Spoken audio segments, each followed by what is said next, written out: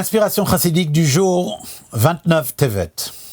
Dans la Gemara en Masechet Eruvin, Daf Samechei, il y a une discussion parmi les Amoraïm, les maîtres de la Gemara là-bas, que doit faire un juif pendant la nuit. Évidemment, la discussion parle au niveau religieux.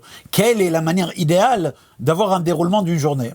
Certains parmi les maîtres de la Gemara avancent l'opinion que la nuit est là pour pouvoir étudier avec toute tranquillité, dans le calme.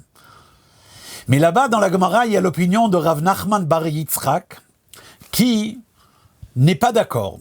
Et il dit non, nous sommes des ouvriers du jour. La nuit, il faut dormir et prendre des forces, afin qu'utiliser tout le temps de la journée pour étudier la Torah. Rabbi Yosef Yitzchak, sixième rabbi de Lubavitch, le rabbi Rayatz, explique cette affirmation de la manière suivante.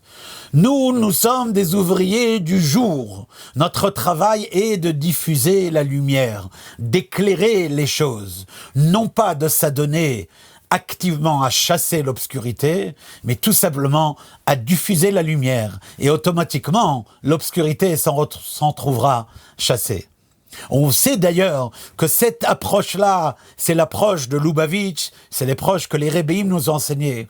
Nous, on passe pas le temps à expliquer pourquoi telle chose est négative, pourquoi telle attitude est fausse, etc.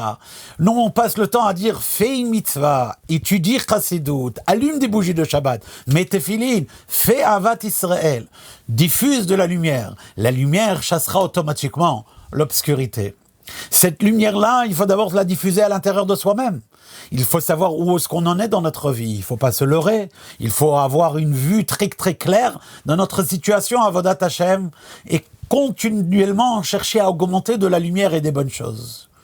Mais également, dans cet objectif d'éclairer le monde, il faut aussi chercher à avoir un maximum d'élèves, de disciples, qu'on va également éduquer dans cette perspective-là, des gens sincères, bien établis, bien fondés dans leurs principes, de voir le monde comme la création d'Akadosh Baruch Hu, qu'ils sont adonnés eux-mêmes à une Avodat Hashem sincère, profonde dans leur cœur, et à leur tour font rayonner la lumière d'Hashem dans ce monde.